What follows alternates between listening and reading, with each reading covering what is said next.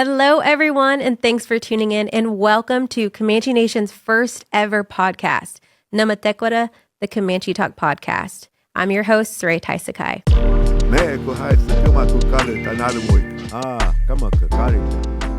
So this podcast has been in works for a very long time. The communications team, which includes PIO, PR, media, and IT, came together, and we all had the idea and the one goal in mind that we needed a platform that was easily accessible to our tribal members. And it's 2025. We all have cell phones. We all have tablets, iPads. So we're right there in the palm of your hand. All you have to do is search the Comanche Talk Podcast, and you're able to tune in. So basically, with this podcast, we want to be able to engage with our Comanche Nation tribal members when it comes to things like government, community, culture, and our people. So we are super excited to be on this journey with you guys. And with that being said, I'm going to introduce our first guest to our podcast, Comanche Nation Chairman Forrest Tahdooahnippah. Forrest, thanks for joining me today. Thank you.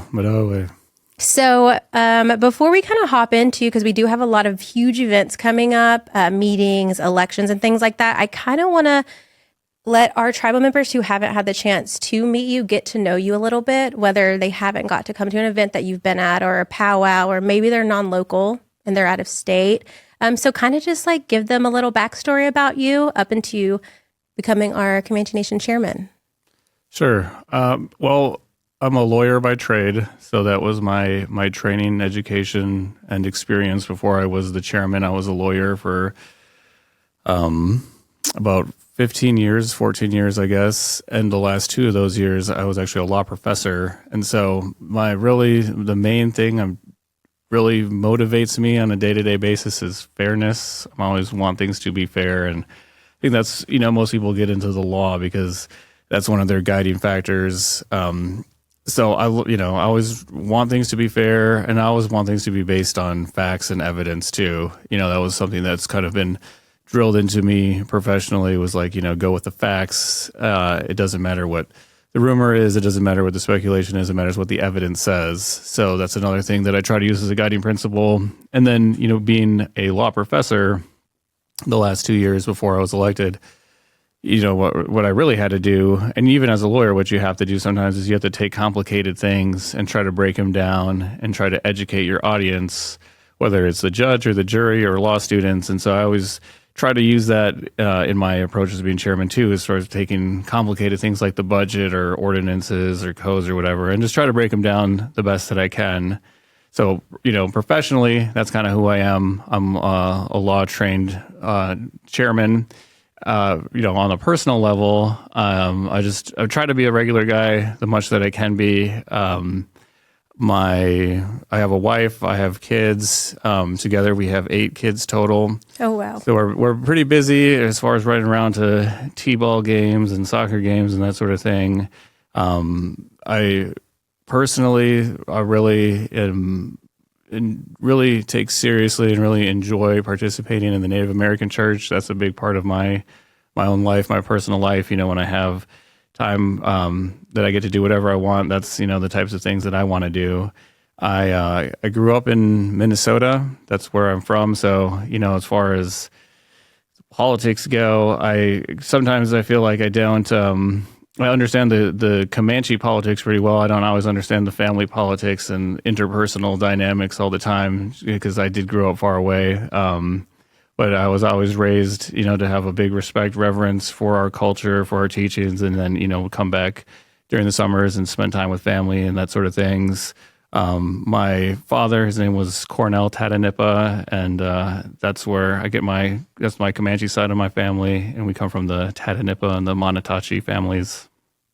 Okay, so you said that you are from Minnesota. So what gave you that drive to want to pursue to run as Comanche Nation chairman and come back to Oklahoma and kind of immerse yourself into Comanche country and culture?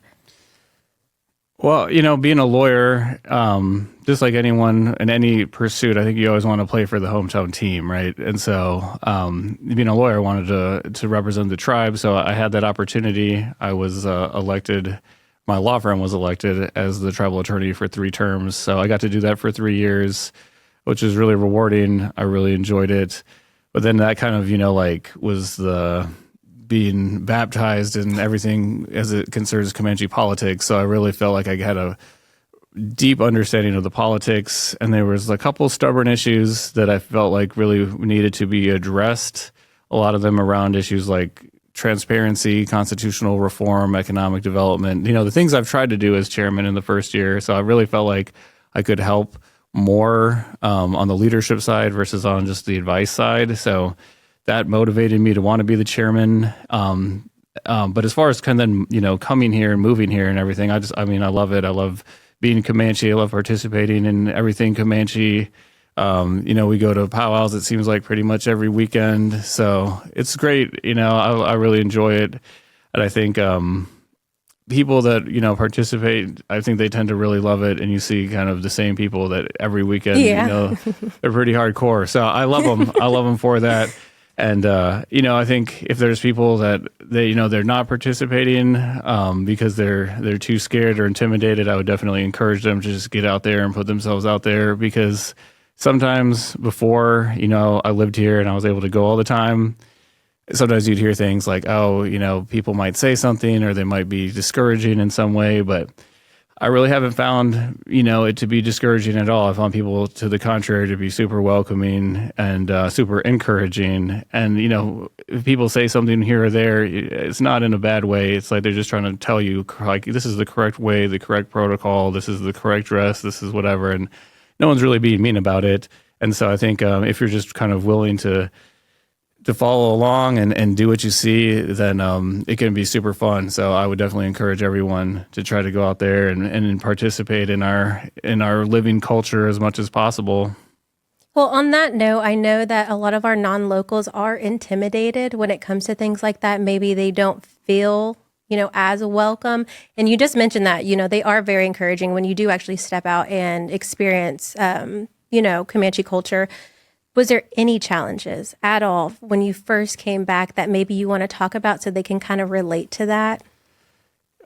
Sure. Every day can be a challenge sometimes, right? Like we all go through those, the human emotions, and so we all, I think we do all have sometimes that emotion of shame that can creep its way in there, right? And sometimes it's, if you don't know everything, you feel ashamed. Like, oh, I'm Comanche, I should know how to speak Comanche, or I'm Comanche, I should know how to do this dance or sing this song, and I don't. So now I feel ashamed, and so now I put this hurdle in front of myself that I'm too ashamed to even to put myself out there because I can't, because I'm extra sensitive to the criticism. So we all experience that, and sometimes it's interesting because I hear people that have similar comments between.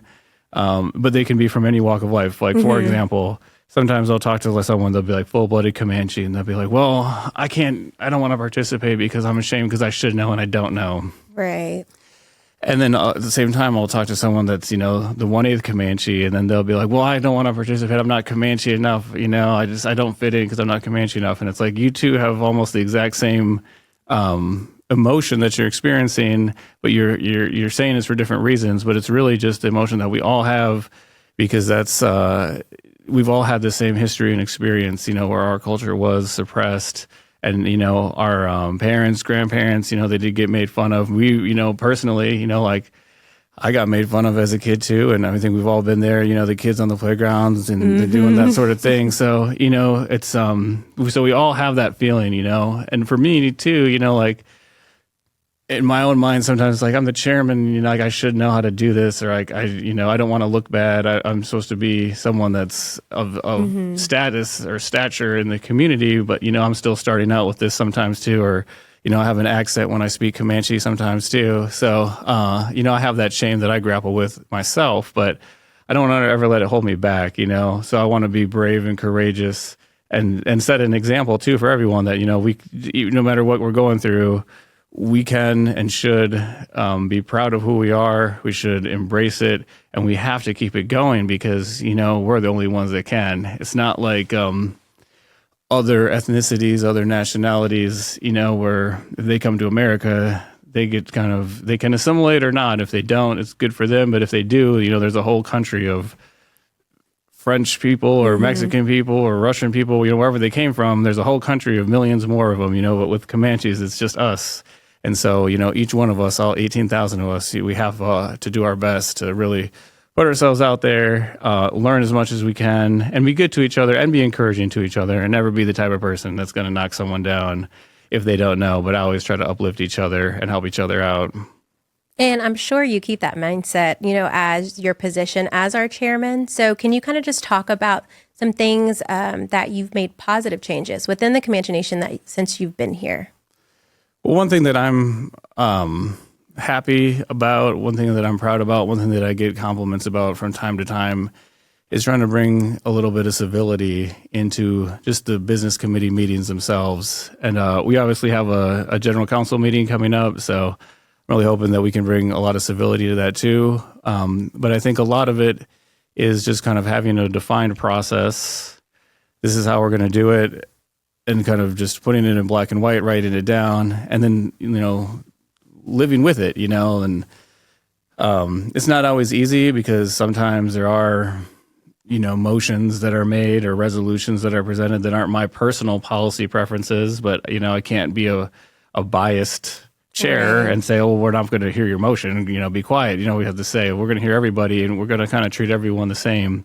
And so I think we've done a lot towards kind of getting those meetings smoothed out by giving people a defined opportunity of when to talk, a defined agenda, a way to set the agenda, a transparent way to get on the agenda. So I think we've made a lot of strides towards kind of just promoting civility, which is, I think a really big key to start to build on to then have greater success in all different areas, whether it's programs and services, whether it's economic development, whatever it is. I think the cornerstone that we have to build from is just having, a clear and fair process for everyone to have their voices heard.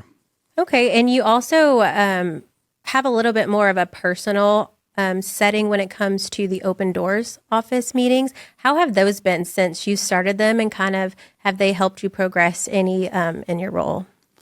It's definitely been a great experience to kind of be able to meet people, meet them where they are and have them come in. And I try my best to be accessible. And it's the thing I've gotten a lot of compliments, especially on, is having both an in-person and a Zoom element to it. So people that are far away, they live in other states, they're part of the Comanche diaspora, they can come and they can participate. But then even people that live close by, but they have a full-time job or something and they just can't get up to the complex, it gives them also the ability to get some of my time. And they range from the whole gamut of different things. Sometimes it's people that's just like, hey, I just wanted to meet you. I've seen you around. I just want to kind of like have a personal conversation, which is fun and fine, to people that, sometimes you meet people and this is like, the worst day of their life. They're going through some sort of crisis. They, some sort of personal crisis, or they just really need some help navigating the different services. And that can be the most rewarding, right? Because when you meet someone and they're in that type of situation, if you are able to just get them on the right path, they're so grateful, and they're and then you get to see their situation resolve over time, and you see them, a month later, 2 months later, and, hey, how did that go? Hey, we got it all fixed and everything's better now, and then it makes you feel good. So that's one of the parts of being chairman that I enjoy the most, is just the good feeling that you can get from seeing people thrive and be successful in their endeavors. And then you have other people that, they come in with some more esoteric questions about policy. And, as a former lawyer, I love to entertain those discussions as well. So I think it's been really great. Really ebbs and flows sometimes. Like, there's been weeks when no one has come, especially like in February when it was super cold. And then now the springtime's coming around and starting to get a little bit more busy. So I'm doing my best to kind of get everyone, and sometimes we can't get to everyone and they got to come back the next week. So sorry to anyone that was in that situation, but we're doing our best to kind of be able to deal with all of the issues that everyone has the best that we can. Well, that's great to hear. And I also know that our elders are a huge part of, being interactive with our chairman. Do you go and visit them, or, have conversations with them and kind of get to know them too? I know that they love to hear from the chairman all the time. Yeah, definitely. The Elders Council meeting, monthly meeting, I haven't been able to go to every single one, but I'm happy that I've been go to, I think, the majority since I've gotten in office. And That's always a great experience. Went to the Elder Center to eat lunch. I'm going to go back next week for their Easter egg hunt. And I've been trying over the last couple of months to arrange a dominoes tournament at the Elder Center, but we haven't been able to get that organized yet. But when I grew up, that was one thing I always remembered, is like playing dominoes with my dad and my uncles. And so I figured maybe we got a couple good players in the tribe. So I figured I'd test it out and see how good they are. That's super exciting. Okay, so now going from kind of like that more personable, we're going to kind of move forward and talk about our upcoming annual meeting. So this is your first annual meeting as our chairman. What do you expect? Well, fortunately, I kind of was able to have a little bit of a test run, I guess you could say, in that it'll be my first annual meeting, but it won't be my first general council meeting because we had a special general council meeting in November. Oh, that's right. Yeah. And, that one I thought was a great success because we were able to keep quorum, which is just the number one thing, and that is something that I really want to try to emphasize, I guess, to anyone that is a tribal member that is, listening or, is going to go to the meeting, is that we always talk about in the Constitution, in the Comanche Constitution, where it says that the tribal council is the supreme governing body. And we always talk about it in the context of, the business committee needs to follow what the tribal council says. They need to, follow the resolutions they pass. They need to give them a chance to talk at the meeting. It's the people's meeting. They need to have the opportunity to make motions, et cetera. And all of that's true, and I definitely look forward to the motions that people make and the discussions that they do have. But, I've been trying to emphasize that if you really take that seriously, if you really read the Constitution and you really believe the tribal council is the supreme governing body, then that means, logically, all of the tribal council members are the leaders of the tribe. And if you're the leader of the tribe, that has a lot of responsibility that goes along with it. With power comes responsibility. I think that was from Spider-Man. It was, yeah. And but it's true, right? So if you're the leader, you have this responsibility. So you have to do things like show up on time, be respectful, observe decorum, stay till the end of the meeting. So if we want to get business done, people have to stay. So there has to be a quorum, and we have to have discussions. People, they can't dominate the conversation. They can't hog the mic. They have to let other people talk. And one really important part I think about it too is if you're going to be talking at a general council meeting, for the most part, sometimes you're going to be talking, you're going to be expressing yourself with the aim of persuading someone, right? Like you have an opinion and you're trying to convince other people to follow your opinion. And so if that is going to be the reason you're talking, then it's only fair that you have an open mind too, to hear what other people have to say and open yourself up to being persuaded to what they have to say. Because if we all just come in with prejudgment and ideas and minds made up, if that's how we come into a meeting, then that's just going to turn into an argument. So everyone has to have their hearts, their minds, they're all open up to say, I have an opinion now, but I'm going to try to change other people's opinion to come to my side. But by the same token, if they make a good point, if they make a fair point, I have to have my mind open to change, to come over to their side too. And if we can do that, then I think we can have a great meeting. I think the meeting in November, kind of going back to that, I thought it was awesome because we got to hold quorum, so we got to pass different resolutions. And everything takes a while with tribal politics. It takes a really long time, to see the seeds start to grow and then the flowers start to blossom. But we're starting to see some of the things that we did then really come into fruition. And just to kind of give a few examples, we approved starting a charitable foundation. We have a job opening now posted, so we're going to hopefully get someone in there soon to start doing that. I have already gotten a couple people that have contacted me that have said, we're interested in starting an endowment. We're interested in donating money. We want to go to Comanche youth. We want to go to Comanche culture. So I think once we get that up and running, it's really going to be successful. We approved some additional money for student services to hire a counselor and an education consultant. We have that posted. I think that, again, that's such an important investment to make in our youth and get them started off right academically speaking and setting themselves up for their whole lives and their future. So that's something that's starting to come and take form. We had this opioid settlement that we got, and so we put funds for some of our programs that do things like sober living and that, like prevention and recovery and new pathways. And so that, the opioid epidemic was obviously just a tragedy for the whole country, and our community wasn't spared. So I'm really glad that they got that funding. And then the thing about that opioid money that I thought was so powerful is that in the settlement, the attorneys, they specifically built in that you can use culture as prevention, and so you can put it towards cultural type activities. And so we got the a horse equine therapy program approved, and then we had Native American Church Building Center, Cultural Center approved. And so we're in the process of clearing out the land so that the horses have a pasture to graze on. We got some plans for the barn. We got a floor plan for the Native American Church building. So all the things are just starting to move forward, and I'm really excited to see them all kind of take form. And so that was all just from, the special general council meeting. So I'm really looking forward to the annual meeting where I know we can get, even more done. So I'm expecting some really good discussions. I'm expecting people to really be engaged. I'm expecting them to be, obviously respectful of each other and the process, and, to stay the whole time and keep that quorum so we can address every person's resolution, because I know that people that submit them, they work really hard on them.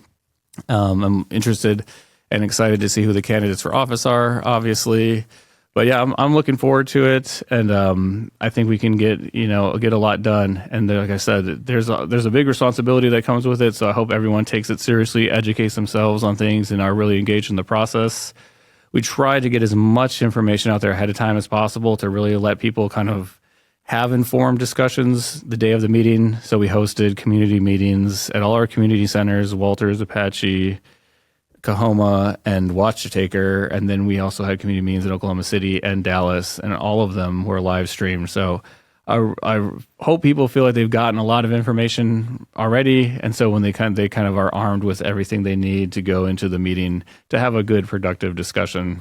I kind of want to touch on that real quick before we continue with the annual meeting. What was your feedback with those community meetings? Did you have a lot of people interact? Like, what were their discussion topics? Because I know it was basically about talking about the budget, but I know that they came with other questions as well. Yeah, definitely. People, if they have you there, they'll kind of let you know about anything that they have on their mind. So that's a good thing. I don't begrudge anyone for that for any reason. So the topic was going to be the budget. And for the most part, I think it stayed pretty much on topic. When you talk about the budget, sometimes that's going to naturally lead into discussions about the programs and the services they offer, which is great. It's good, like that we need to be critical. And when I say critical, I don't mean we're knocking anybody down, but I just think, we need to be looking at everything. Is this the best use of our dollar? Because we all have finite numbers of dollars. And so we have to put it to the best use. So, some of the meetings, and every meeting was different, which was interesting. We had so many, and then they all had kind of their own identity. So some meetings was a very, very much kind of just a methodical, like, here's this line of the budget. Let's talk about what it means. Here's the next one. Let's talk about what it means. Whereas some of the other meetings were kind of just more free flowing into kind of the abstract of like, how does the tribe make its money? What's the process for spending the money? Which is, that's an important conversation to have too. Right. So I thought between all of them, I don't know if there was a person out there that watched all of them or went to all of them, except for, myself. I obviously was at all of them, but if they did, I think they got a lot of information, a wealth of information. Obviously, it would take a big amount of time, but I thought that the discussions were all great, and I think people hopefully are starting to learn, because there are constraints, and I don't think that people always appreciate the constraints that there are. But you get $1 of gaming revenue, you can't just give it out to the people, and you can't just give it out to the programs. But there is, a process where 40 cents of every dollar goes to the per cap, 60% goes to the programs. Of that, 25 cents is supposed to go to community education, 25 cents is supposed to go to economic development in 10 cents is supposed to go to the tribal government. So, sometimes people have proposals that are, hey, you should just do this with this money or that with this money. And it's like, well, that is a good idea, and not to criticize your idea, but there's a process that you have to appreciate and you have to follow, because that's the tribal laws that we've passed for ourselves to follow those.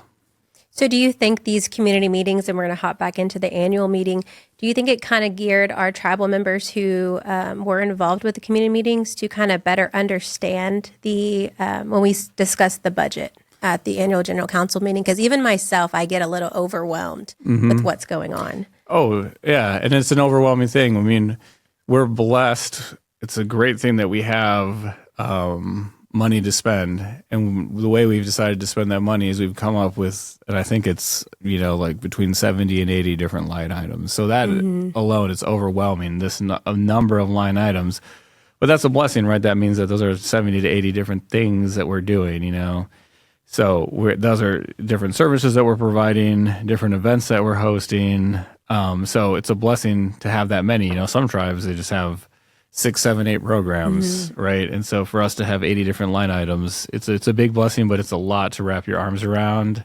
And so, we scheduled every community meeting for 1 hour, but I think only one of them went an hour and the other ones went 2-3 hours, because it is a lot. So it takes time and you have to study it. And I think, the best way to learn something is to discuss it. And so that's why I was really happy that the idea was put out there to have those community meetings. It was actually the TA's assistant, Chandel, it was her idea, so I got to give her the credit. But I thought it was a great idea, and I thought it turned out well, and I hope that the people enjoyed participating. Okay, so now with the annual meeting, we're going to kind of transition talking about the upcoming election. So we do nominate the committee person seats 1 and 2, correct? Yes, yep. Do you want to talk about that a little bit?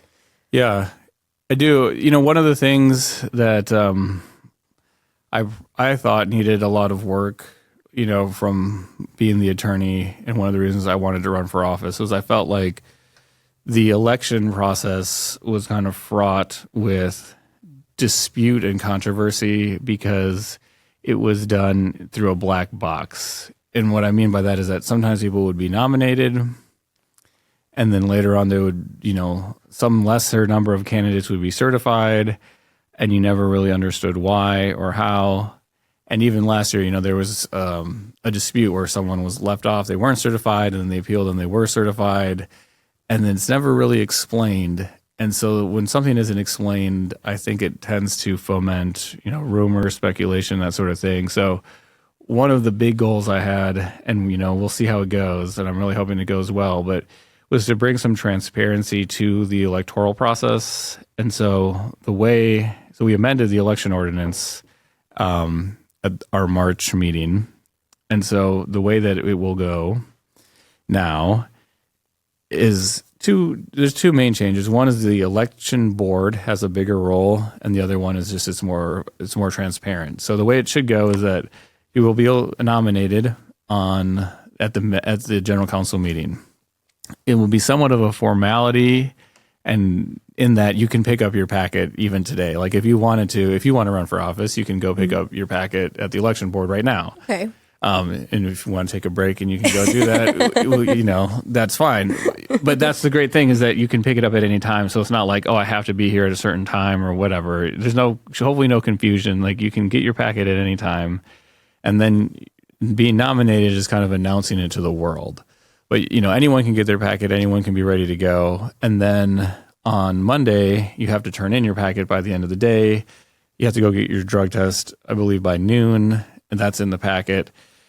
And then the election board will meet on Tuesday, and then they will put out their certification results. And that is going to serve kind of two functions. It will let anyone know, like in the public, here's who's going to be certified, and we'll let the candidates know either you got it or you didn't. And then everyone will have the opportunity to go before the CBC in an open meeting the following Friday, the Friday after the meeting, to say, hey, that candidate that was certified, you really shouldn't have certified him or her, for XYZ reason. Or if a candidate wasn't certified, they can appeal to the CBC and say, hey, I should have been certified, I was excluded. And then the CBC in an open meeting will hear all the arguments and make a decision and do a final certification. And then that's it. And it's non-appealable. And that's kind of the final word. And that's different in a couple ways than it has been in the past, because in the past it was a self-imposed confidentiality restriction, and so that kept it kind of hush-hush, which I thought was bad, because sometimes I would personally see it where someone wouldn't have a degree, they wouldn't pass a drug test, or they'd be indebted to the nation, so they wouldn't qualify for office. They would get nominated, and then they wouldn't get certified. And then they would go and they would say, "Oh, that's CBC. They're playing favorites. They're keeping me off the ballot arbitrarily."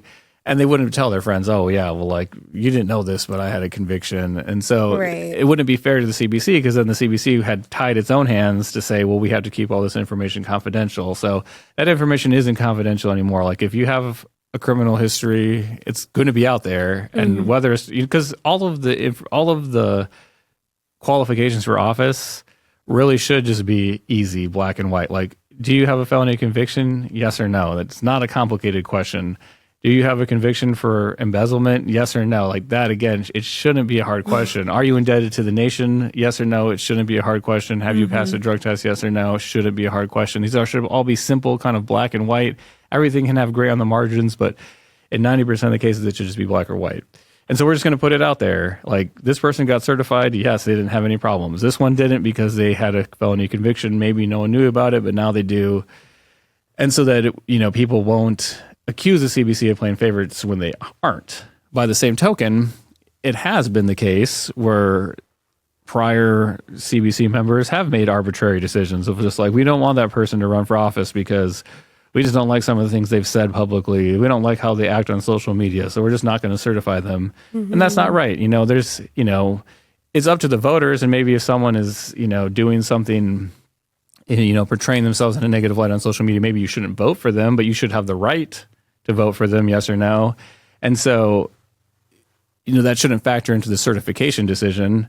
The certification decision is just about, like I said, drug test, indebtedness, if there's an education requirement, but there isn't one for the committee person. So it's really just about drug test, indebtedness, criminal convictions. And then after that, may the best person for the job win, and they can all campaign. So that's what we're trying to bring, that type of transparency to the process, so that no one gets arbitrarily left off, and then no one that should have been left off tries to accuse any, the CBC of any sort of chicanery or anything like that. Okay, so on that note, we're going to take a little breather. We're going to hear from the Public Information Officer, Jolene Sconchin, about the upcoming events at Comanche Nation. Good afternoon, fellow Nʉmʉ. Nessa Jolene Sconchin, and I am the Comanche Nation Public Information Officer, and I am here to talk to you about upcoming events that are happening within the Comanche Nation. So grab your calendars and jot these down. We will begin with the upcoming meeting. April 19th is our annual Comanche Nation General Council meeting, and it will take place at Watchitaker Hall. Doors open at 9 a.m., and it will begin at 1:30 p.m. if there is a quorum of 150 registered tribal members present. Nominations will be taken for the Comanche Nation Committee seats 1 and 2. The fiscal year budget for 2026 will also be reviewed, as well as other resolutions. Lunch will be served at noon. Looking ahead to next week, the Comanche Nation Injury Prevention Program will have an outreach event in Oklahoma City from 10 a.m. to 2 p.m.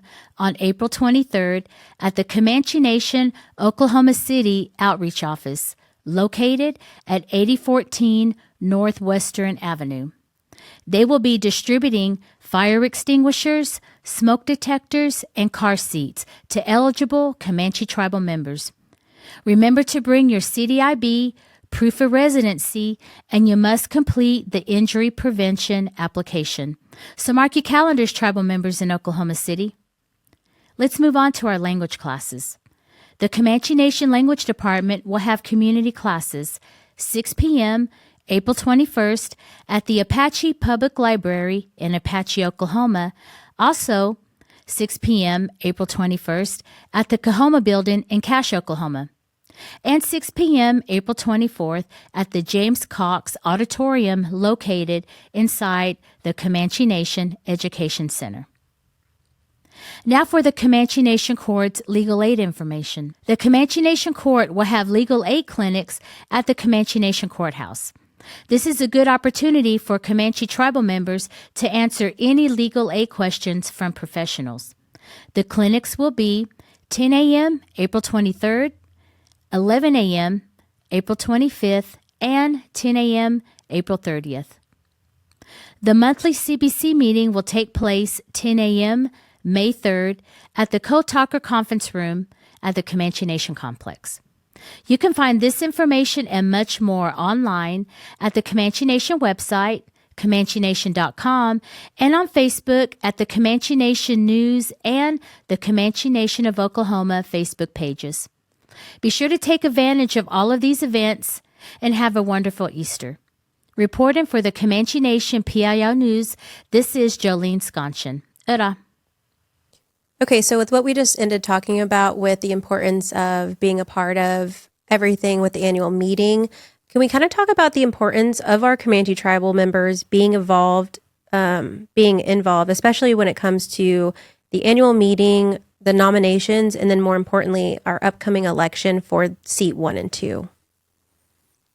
Sure. I was talking a little bit earlier about if you believe in the Comanche Constitution, then you believe that the tribal council is the supreme governing body of the tribe. And that comes with a lot of responsibilities, and participation being the one that's first and foremost. And really, the Constitution provides for so much responsibility for the tribal council that if tribal council members do not participate, it leads to stagnation. No matter what happens within Comancheria, no matter what happens at the general council meeting, the earth always keeps spinning, right? And the broader society, things keep happening. There'll always be a new president every 4 years or every 8 years, whatever it is. And then, there's always going to be the economy, macroeconomics. There's always going to be different things, international politics, conflicts, and all these other things that are going on in the world. And it's always going to keep happening. And if our tribal members don't participate in our tribe, then our tribal government's just going to get left behind because nothing's going to happen, because our Constitution requires the tribal council to do so much. It requires the tribal council to approve every program on that budget. It requires the tribal council to hire our attorney. It requires the tribal council to hire a tribal administrator. That is so unique, and I don't know, sometimes I think maybe we as a tribe and Comanches, we take it for granted because that's just, we're only familiar with our own tribe. But myself, having represented other tribes as a lawyer, and then my wife is a legislator for her tribe, the Ho-Chunk Nation of Wisconsin, so I get to know a little bit about their government too. Just from what I've seen is, most tribes, their business committee or their legislature just does their budget, and that's it. Their chairman or their business committee, depending on how they're structured, will just appoint an attorney general, and that's it. Their chairman or their business committee, again, depending on how they're structured, will just hire the tribal administrator, and it doesn't require the tribal council to do so much. And so, sometimes these other tribal leaders, when I talk to them, we go to conferences or we have meetings together, they're just like, Comanches are crazy. They, the tribal council has to vote on the attorney. That's ridiculous. But I do my best to always take up for our people and our way of our Constitution, because I say, that's maybe not how you do it, but that's how we do it. That's how we wanted to do it. Our people wanted to have a voice. We were very democratic people, I guess, with our Constitution the way it is. It requires direct involvement of the tribal council, and that's what the people wanted. That's what they voted on. That's how it was framed back in the 60s, and that was drawing on their traditions from before all the way back there. So it was since time immemorial. And so it seems crazy to a lot of people because it seems so impractical to have a vote of 18,000 people. Well, I guess, if you talk about 18,000 is how many we have total, but 13,000 something adults, so 13,000 voters. You talk about voting for 13,000 people, it seems very impractical. And so people criticize it. But at the same time, it can be super powerful, right? Like if, one person can make mistakes, but you have the collective wisdom of 13,000 people, like that is such a powerful thing to have, a consensus of that many people, like that has to be the right decision, right? If it's fully informed and if everyone participates. But if there's misinformation or bad information, or there's barely any participation, it's not going to work. So to me, that's the main reason why I really think transparency is so important, is because I think people have to be working on the right information, and like when I was talking about my own personal life and my career and everything, being a lawyer, being based on evidence and facts, like that's how I want it to be for our people, like base it on the evidence, base it on the facts, don't base it on prejudice or speculation or anything else. So you need to have the best information. So for me, that's why I've made transparency just my top priority is let's give the people the best information, because then 13,000 people will make the right decision. And I don't profess, and I sometimes I even maybe take a little bit of offense if people say like that was the chairman's idea, or the chairman's doing this, or the chairman's doing that. It's like I'm not doing anything other than trying to put information out there so that the people that vote can vote on it. Whether that's the business committee because it's a business committee meeting, or it's the tribal council because it's a tribal council meeting. So they get the say, you get the power, you have the power, so you have to exercise the power, or else we're just not going to go anywhere. And that was another thing that I thought was so impactful about the special general council meeting, is that, we hadn't revisited some business development ideas for like 10, 15 years, right? Mm-hmm. And one of them was on the amount of money that we could borrow. There was a $3 million cap. That's a very low cap, and it was really inhibiting a lot of what we could do. We had to pay out of pocket to build our cash casino, which was like, I don't know if people realize how expensive it is to build that type of building, and to just pay out of your own pocket is almost pretty crazy. Like you wouldn't expect a normal person to pay out of their own pocket to build a house, right? Like you have to get a mortgage and pay it off over time. And so, we weren't able to do those sorts of things because the tribal council had set limitations 15 years ago or 10 years ago, whatever it was, that were reasonable at the time. But, over time, they need to be revisited and they need to be updated. And if people don't vote, if we don't make quorum, then we can't update those things. So that was like another thing that happened. We updated that. The business committee was initially proposing we increase that to 10 million, and then on the floor they amended it to 15 million. And so that's another power you have as a tribal council member to come to the meeting. You can make amendments on the floor, and so they even increased it to 15 million. And so that has led us to be able to do some more economic development, most recently, which we used that ability to borrow money to purchase real estate right next to our casino in Lawton, which is really, I heard someone the other day described that particular real estate as a gold mine, just because it is directly on I-44 and Gore Boulevard. Like it is in the center of the universe, if Lawton were the center of the universe, right? So it has, and that's what they say about real estate, right? Location, location, location. So we were able to buy that, and now going forward into the future, who we elect, the business committee members we elect, the other tribal council resolutions we pass, that's going to determine how effectively we use that property and what we use it for. Are we going to use it for one type of business or another? Are we going to renovate the existing buildings? Are we going to do something else? Like all of that is the decisions that the business committee members that are elected are going to have to confront. So it really matters, obviously, who's elected, because that's going to take it in one direction or another and determine, how much money we can make, which then obviously we're not making money to give it to ourselves. Like I don't get a bonus based on the amount of revenue we generate. All the money we're making is all going back to the services we provide the people. So it's then going back, to services. Like, are we going to have, something cool like this, like a podcast? Are we going to have more stuff like that? Are we going to have more language classes? Are we going to have more home buyers assistance, or not, because we don't have the money, because we didn't make the money? So it's really important to who you vote for. And for me, myself, what I would recommend people looking at is just who is going to have integrity and work ethic, because that's what I think makes the biggest difference. If you don't have integrity, you really don't have anything, right? Like if you're not, you can't be transparent if someone's being dishonest, and people can't make good decisions unless they have the right information. So that honesty, integrity is so important. And then work ethic goes so far. Not everyone can know everything. And you can be the smartest person in the world, but if you don't have work ethic, you're not going to know anything, right? Like having work, there's so many issues as business community members that people confront. Everything from healthcare to gaming to non-gaming businesses to programs and services to the Constitution to federal grants to federal contracts to Small Business Association 8A programs to all. It's just so much information that no one person, no matter how smart you are, can be an expert in all of it. But we all have to do our best to try to do our homework to make the best decisions by becoming as close to an expert as possible. And so those are really the two qualities that I think you should really ask yourself, do the candidates have when you decide who to vote for? And I know when we were talking about seat 1 and seat 2, I was always curious about the attorney. So for annual meeting, we usually have an RFP. This year, you made it an invitation. Why did you choose to do that? Like, what's the difference?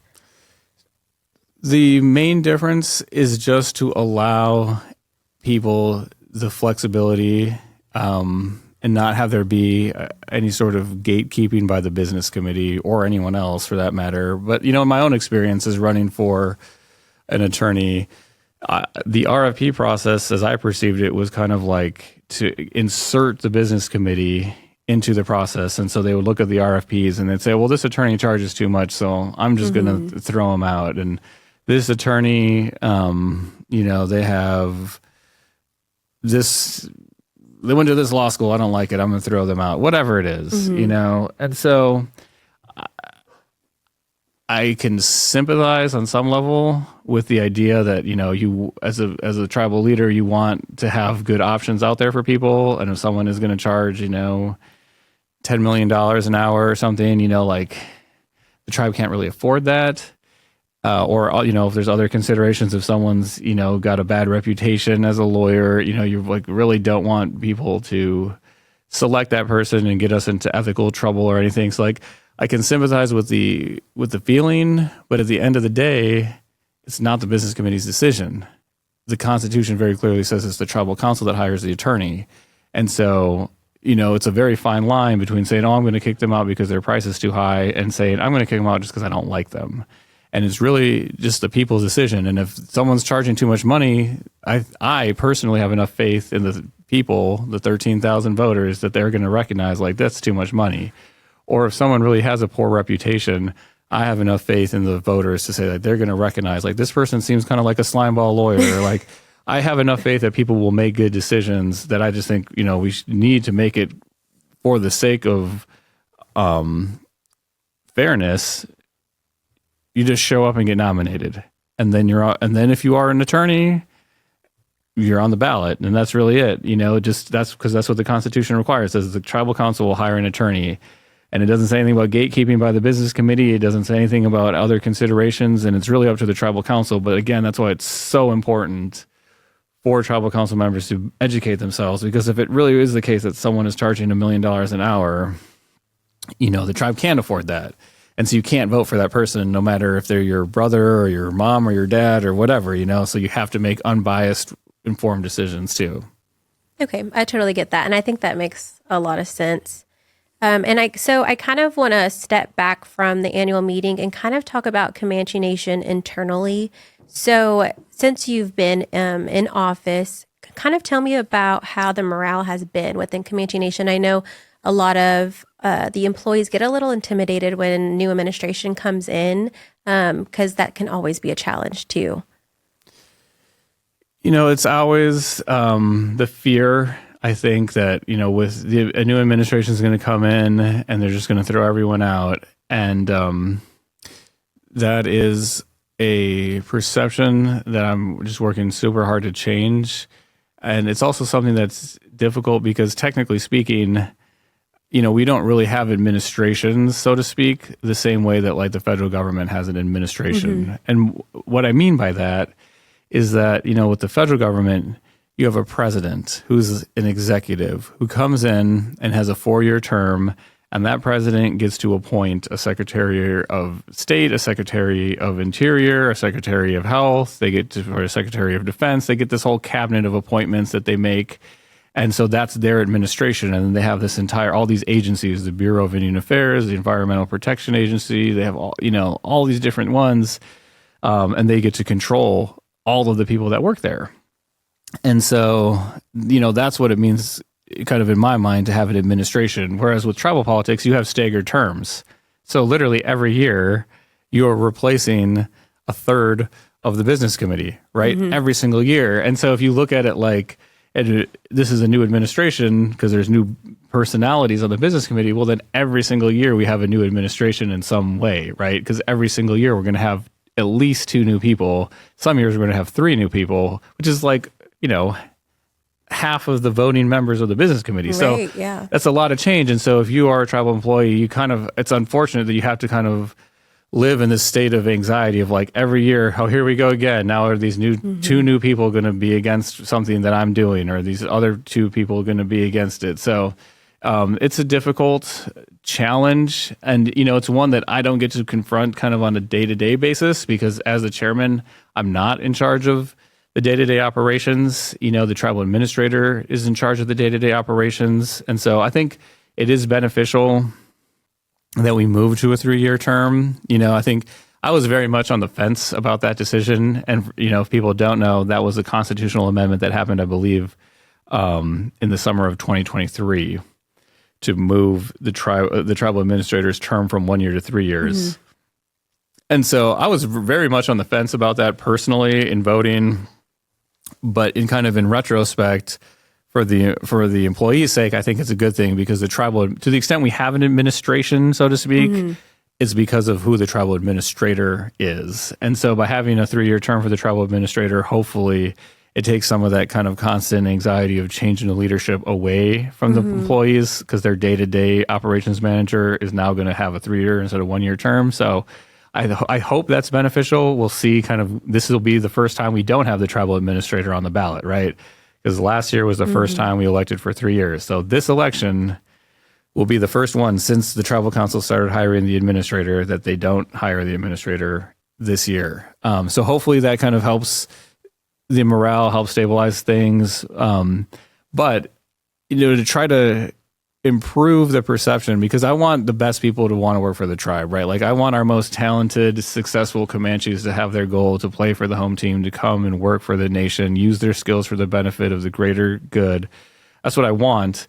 But to attract people to want to work here, then you have to have a reputation as a good place to work. And you can't have a reputation as a good place to work if it's like every year you have this election and maybe your job's on the line, right? So, as the chairman, what I'm in charge of is like codes, ordinances, policies, or at least, trying to persuade people to do those things and put them on the agenda, and then, trying to get people to vote for the best ones and trying to be inclusive in coming up with those things. So one thing we did recently to help improve morale, which hopefully ends up being successful, is we amended our HR policies. And so that was quite a journey. I mean, it took almost a year, I think, to do it, but, we had the tribal administrator kind of come up with her ideas. We had the CBC members throw in their ideas. We invited a panel of long tenured employees to come in and provide some of their ideas. And then we had an HR director put in their ideas. And so between all these different ideas and workshopping them and discussing them, for what seemed like a very long time, I think we got a good set of HR policies. Nothing's ever perfect, so we'll probably continue to update them. But one of the most significant things it did was take away the at-will employment, so that, you can't just come in and fire someone for no reason, which I think will hopefully really insulate people from the political dynamics, and then make it so our reputation improves and people don't feel like their job's on the line just because there's 2 new CBC members, because that happens every year. Okay, so talking about, you mentioned kind of what your role is. So can you tell me a little bit about for what you've done for the past year for Comanche Nation and kind of what you expect in this coming year? This past year, I'm proud of the CBC because I think we've made some changes that will have a lasting positive impact on the tribe. And some of these changes I think are somewhat subtle, and I don't think that people will really notice them until further in the future, if ever, really. And one of the ones that comes to mind right away is that we amended our criminal code. And it's, not every day. Thank God, it's not every day that you have something like a CBC member or tribal employee or something try to steal money, right? But I think there has been a perception and there has been a criticism of the tribe in the past that in those rare circumstances when it does happen, that there's just a slap on the wrist or that people get away with it or those sorts of things. And there were some structural legal reasons for that. And a couple of them were that our criminal code was really saying it just applied on Comanche trust lands. And so like if, you take that to the extreme, you could just, wait for me to go across the street here or wait for me to drive down to the Dollar General and then bribe me. And then you didn't commit a tribal crime, right? Because you weren't on trust land, so then it was outside the jurisdiction of our police force. So that's a big issue. And then the other thing is it just didn't define the full scope of what I would call misuse of power. Like certain things, like the extreme examples, like the one I just gave, bribery, like that was a crime. But doing more subtle things, like promising people, something less than money to vote a certain vote or trying to influence people's votes. Some of those grayer areas weren't crimes. And so we changed all of that. And again, it's not the kind of thing that's like making front page news because we haven't had someone try to break those laws yet, which is good. And like I said, my hope would be because we changed those now that no one would ever even try because now they know they can't, right? Now you can't just have such an easy way to get around the laws to just say, oh, I'm going off trust lands because now they apply to all tribal members, no matter where they are. So, if I go to Oklahoma City and you try to bribe me, you're still committing a tribal crime. And I am too, if I were to accept it. And so I hope that has a big impact. And then I hope by kind of expanding our definitions so that it captures more things. Like another example would be that, we give like donations to different organizations, like Comanche Academy, Shoshone Language Reunion, different powwows, Little Ponies Homecoming Powwow, these sorts of things. And those are just kind of donations. They're not directly under the tribal administrator as far as their day-to-day supervision. And so again, like if you were, and we'll just use an example of ABC organization because I don't want to make it seem like accusing any one of them because they're all good and they all do good work.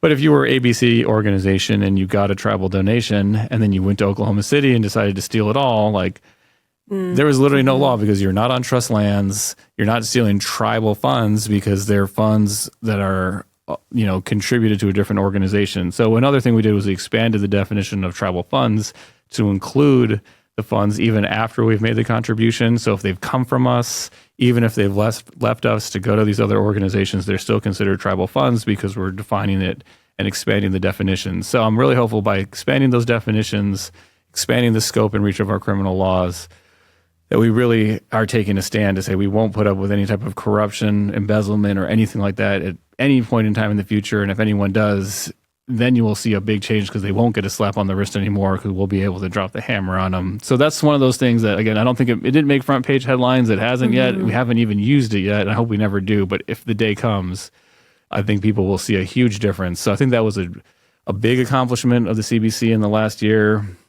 There was, a lot of other things we did. There was a secretarial election. It amended the Constitution, and it previously required a BIA-run election, and now to amend the Constitution, and we took that out, so now we can have a tribal-run election for constitutional amendments. And at the time we did that, it was December. And I think some people are on the fence. Now, again, in retrospect, with the way that the Trump administration has been kind of slowing funding down, reducing employees. I'm very glad we did that because a BIA election where there's fewer BIA employees and fewer BIA resources, I would hate to rely on the BIA to do something for us when they are short-staffed. So I think that ended up, again, in retrospect, being a really positive change. There were another thing that has kind of given a lot of heartburn, I think, over the years is our open records provisions in our Constitution. We have a constitutional right as tribal members to request almost any record we want, unless it's confidential. But then confidential wasn't defined, and I think it ran into a lot of arbitrary decision making that I observed where it would be like, well, this information we're not going to give out because it would be harmful to someone. And I can sympathize again with that, but it's not right, because under the Constitution, you're supposed to get it unless it's confidential, and it's only confidential if it falls into a specific definition of confidentiality under federal law. So we passed an open records code that spelled that out very clearly. So, hopefully, again, it will be increasing transparency. People will be able to get information that they want when they need it. And I talked about some of the other things we've done as far as the opioid settlement, the new election ordinance. Another thing we proposed that the tribal council approved was use of money to start a new fairgrounds. And so I'm really excited about that. And I think there's a big opportunity to collaborate with Comanche County and the city of Cache, because these new fairgrounds would be located by our Cache Casino. And so the mayor is really supportive. County commissioners are really supportive. And so I think we're going to be able to collaborate with them to get a really nice fairgrounds. And, it will be a little while, it might be 2 years, it might be 3 years, but when we get them, it's going to take the burden off of trying to do it here, kind of in our backyard, and put it there. And those facilities that we then build there can be used for other purposes. And that's why the city and the county are so supportive. So like if we build softball fields there, because we want to have a softball tournament with the fair, that's great. That's one weekend a year. And we'd love to have the softball tournament, but then the other weekends, Little League can practice there, adult teams can practice there, Comanche and non-Comanche. We build some basketball courts there. We can have a basketball tournament with the fair, but then people can have basketball, wrestling, or just rent it out for birthday parties. So I think it will be a really beneficial thing for the community once we get it all finalized. So I'm also really looking forward to seeing that come to fruition too. That's super exciting. Well, thanks for joining me today on the podcast. I'm super excited that you were here, and I'm super excited that we had this podcast to engage with our tribal members. So thank you. Thank you.